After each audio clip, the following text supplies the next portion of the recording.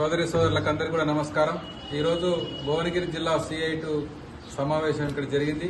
ఈ సందర్భంగా రాష్ట్ర ప్రభుత్వానికి విజ్ఞప్తి చేస్తూ ఒక తీర్మానం కూడా చేశారు. ముఖ్యంగా కనీస వేతనాల సమస్యపైన తెలంగాణ రాష్ట్రంలోని కార్మికులు తీవ్ర ఆందోళన చెందుతా ఉన్నారు. కార్మిక శాఖ పరిధిలో ఉండేటువంటి 73 రంగాలలో ముఖ్యంగా 5 రంగాలకు సంబంధించి 2021లో టీఆర్ఎస్ ప్రభుత్వం ఇచ్చిన జీవో నెంబర్ 21, 22, 23, 24, 25 ఇవి ఫైనల్ నోటిఫికేషన్లు అప్పుడు ప్రభుత్వం ఇచ్చింది, కానీ గెజెట్ కాలేదు. ఆ విషయంలో హైకోర్టులో కేసులు వేసిన సందర్భంలో మొన్న రీసెంట్గా ఈ మార్చి నెలలో హైకోర్టు జడ్జిమెంట్ కూడా ఇచ్చింది. గతంలో ఇచ్చినటువంటి 5 రంగాల జీవోలకు వెంటనే గెజెట్ చేయాలని చెప్పేసి 4 వారాల్లో పూర్తి చేయాలని చెప్పేసి హైకోర్టు జడ్జిమెంట్ ఇచ్చింది. ఆ హైకోర్టు ఇచ్చిన జడ్జిమెంట్ ప్రకారంగా వెంటనే రాష్ట్ర ప్రభుత్వం చర్యలు తీసుకుని కనీస వేతనాలు విడుదల చేయాలి.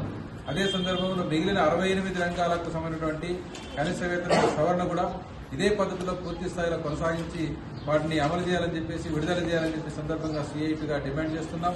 ఎందుకంటే కనీస వేతనం 18,019 రూపాయలు నిర్ణయించినటువంటి ఆ రోజు నిర్ణయించినటువంటి ఆ జీతాన్ని అమలు చేయకుండా యాజమాన్య సంఘాలు అడ్డుకున్నాయి. ప్రభుత్వం కూడా యజమానులకు లొంగిపోయి దాన్ని ఆపేసిన పరిస్థితి ఉంది. కార్మికుల యొక్క కడుపులు కొట్టిన పరిస్థితి ఉంది. కాబట్టి ఇప్పటికైనా కాంగ్రెస్ ప్రభుత్వమైనా కళ్ళు తెరిచి ఆ జీవోలు అమలు చేయాలని చెప్పేసి ఈ సందర్భంగా డిమాండ్ చేస్తున్నాం.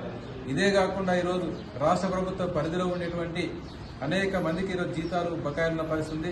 మున్సిపల్ కార్మికులకు నెలల తరబడి జీతాలు లేవు. అలాగే గ్రామ పంచాయతీ కార్మికులకు బకాయి జీతాలు ఉన్నాయి.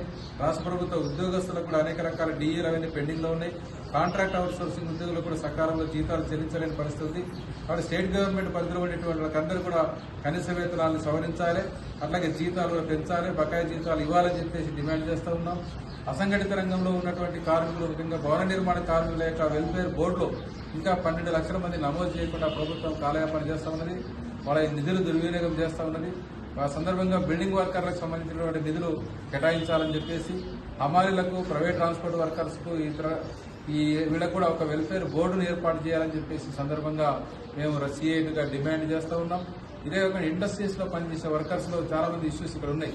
ఈరోజు ప్రతిష్ట కంపెనీలో పనిచేసే కార్మికులకు అన్యాయంగా మేనేజ్మెంట్ తొలగిస్తే గత 4 సంవత్సరాలుగా వాళ్ళని మళ్ళీ విధుల్లో తీసుకోకుండా ఈరోజు ఇబ్బందులు పెడుతున్న పరిస్థితి ఈరోజు ఉన్నటువంటి సమస్య ఉంది.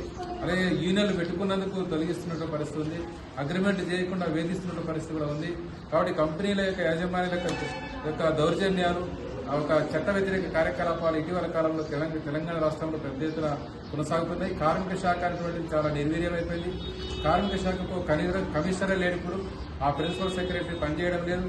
ఈ శాఖకు మంత్రి లేడు, అధికారులు లేరు. అందరు డిప్యుటేషన్ల మీద ఉన్నటువంటి ఆఫీసర్లతో ఏ పనులు కాకుండా కార్మికులు ఇబ్బంది పడుతున్న పరిస్థితుల్లో మరి ముఖ్యమంత్రి గారి పరిధిలో ఉండే శాఖలోనే ఇంత అన్యాయమైన పరిస్థితి కొనసాగుతుంది. కాబట్టి ఈ సందర్భంగా CI2 రాష్ట్ర కమిటీ, జిల్లా కమిటీలుగా డిమాండ్ చేసినట్టు కార్మిక శాఖని బలోపేతం చేయాలి, కనీస వేతనాలు పెంచాలి, అలాగే ప్రభుత్వ శాఖలో ఉన్నటువంటి ఉద్యోగాలు ఇవ్వాలి, అది జీతభత్యాలు పెంచాలి, బకాయి జీతాలు ఇవ్వాలి. ఒకవేళ ఇవ్వకపోతే మాత్రం ఈ బడ్జెట్ సమావేశాల సందర్భంగా రాష్ట్ర ప్రభుత్వం యొక్క చర్యలకు నిరసనగా పెద్ద ఎత్తున పోరాటాలు, ఉద్యమాలు, ధర్నాలు చేస్తామని చెప్పి హెచ్చరిక చేస్తున్నాం.